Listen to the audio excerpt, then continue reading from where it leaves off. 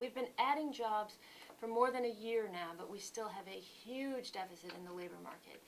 We would have to add 285,000 jobs every month for 5 years in order to get back to the pre-recession unemployment rate. And that is why most people are not forecasting that we will get back to pre-recession unemployment rates in 5 years. It is likely going to take much longer. It's not that, all right, we have a 9% unemployment rate, so 91% of people are faring okay. You know, it really is a lot more broadly felt than that. We have around 25 million people in this country who are either unemployed or underemployed. The overall unemployment rate, while extremely high, masks Depression-era problems in certain communities. Young workers have seen unemployment that reached 19%.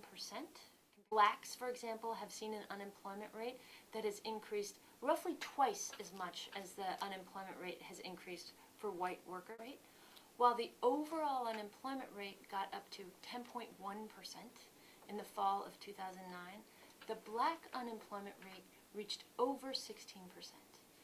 And if you look at underemployment, the black underemployment rate reached over 25%.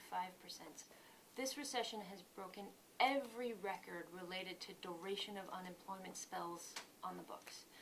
It's just we've seen unprecedented increases in the amount of time people are getting stuck in unemployment. And it's simply related to the fact that we have had such a deficit of jobs for so long that if you were unfortunate enough to lose your job during this recession, the probability of finding a job anytime soon is very, very low. We're looking at around 5 unemployed workers per every available job.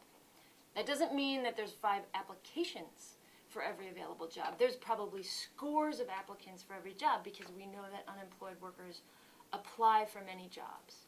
What that means is that there is literally only 1 job for every 5 unemployed workers. So there's many headwinds that are pushing against a fast recovery right now. We're seeing dramatic loss of wealth with the bursting of the housing bubble that translates directly into lower consumption. People are also feeling huge insecurity in the job market, so they're not spending as much. They feel more economically insecure. We also are seeing huge budget problems at the state and local level. One place where we've seen a big, quick bounce back from the Great Recession is in corporate profits. Corporate profits are now above where they were before the recession started. How does this happen? Corporations have cut costs, which in many cases means labor costs, faster than their revenues have declined. So corporations have come out on top. And they're not yet hiring because they don't yet see a pickup in the demand for goods and services.